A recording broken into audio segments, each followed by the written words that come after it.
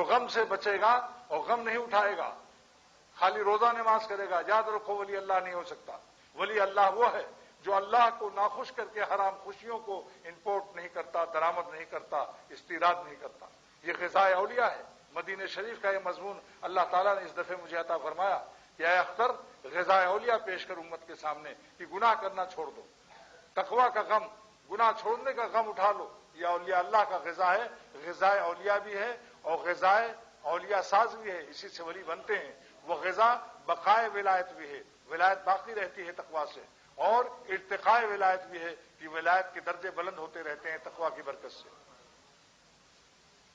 اس لیے اللہ سبحانہ و تعالی نے فرمایا ان اولیاء الا المتقون، سمجھ لو کہ میرے ولی اللہ وہی ہیں جو تقویٰ سے رہتے ہیں، اور تقویٰ موقوف ہے اہل تقویٰ کی صحبت پر۔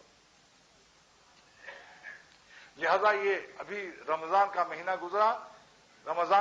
گزرا تو یہ بھی تقویٰ ہی کے لیے اللہ نے فرض کیا تھا روزہ ہمارے اوپر۔ روزہ کا فرضیت کا مقصد، لیکن فرضیت کا مقصد روزے کا یہ کہ لعلکم تتقون، تاکہ تم متقی ہو جاؤ، مضارع سے نازل کیا، یعنی فی الحال بھی متقی ہو جاؤ اور مستقبل میں بھی متقی ہو جاؤ۔ ایسا نہ ہو کہ چاند دیکھ کر اور سب تم بالکل ہی پھر وہی حرکت شروع کر دو۔ بتاؤ جو اہل علم حضرات ہیں، علماء حضرات ہیں، میں ان سے پوچھتا ہوں کہ لعلکم تتقون میں تتقون ماضی ہے یا مضارع ہے؟ اتنا تو معمولی ہمارے اسلم بھی سمجھ رہا ہے، کیوں بھائی بتاؤ؟ مضارع ہے۔ مضارع میں دو فعل ہوتے ہیں، فعل حال اور فعل استقبال، مستقبل بھی اس میں ہوتا ہے۔ تو کیا مطلب کہ روزہ ہم نے اس لیے فرض کیا کہ تم پورے مہینے میں متقی رہو، اور اس کی برکت سے، اس تربیت اور مشق اور تمرین کے صدقے میں تو سارا سال تم متقی رہو۔ بتاؤ، میں آج پہلی دفعہ زندگی میں یہ مضمون اللہ تعالیٰ حق تعالیٰ کی عطا سے بیان کر رہا ہوں کہ لعلکم تتقون، اے ایمان والو، میں نے تمہارے اوپر روزہ اس لیے فرض کیا ہے کہ تم اس زمانے میں بھی متقی ہو جاؤ اور آئندہ بھی متقی رہو۔ پوچھو علماء سے کہ لعلکم تتقون کون سے گا ہے؟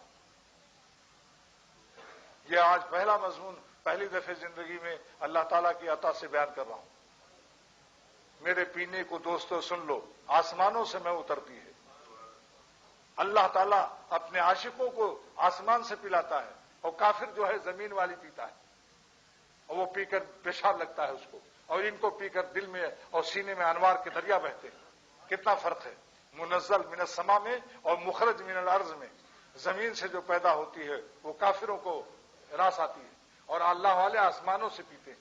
اللہ کی رحمت سے یہ مضمون عطا ہوا کہ رمضان کا مقصد یہ ہے کہ تم رمضان میں بھی متقی رہو، اور رمضان کے بعد بھی لعلکم تتقون۔ علم عظیم اللہ تعالیٰ نے عطا فرمایا آپ لوگوں کی برکت سے کہ مستقبل میں بھی متقی رہو۔ یہ نہیں کہ بس چاند نظر آیا اور بس سینما میں لگا لیا لائن اور سارے گناہ جتنے تھے سارے گناہ شروع کر دیے۔ یہ طریقہ، یہ اس شخص نے رمضان کا مقصد فوت کر دیا۔ اس لیے آج سے ارادہ کر لو کہ جتنا ہم متقی روزے میں کے زمانے میں رمضان میں تھے، ساری زندگی ایسے ہی متقی رہیں گے، اور پھر اس کے بعد رمضان اللہ ہم کو سب کو عطا فرمائے، پھر روزہ اور تراویح عطا فرمائے، تو پھر تازہ ہو جائے گا یہ مادہ تقویٰ اور صلاحیت تقویٰ اور نور تقویٰ۔ پھر ہمیں رمضان میں اللہ تعالیٰ اگلے رمضان کو عطا فرمائے۔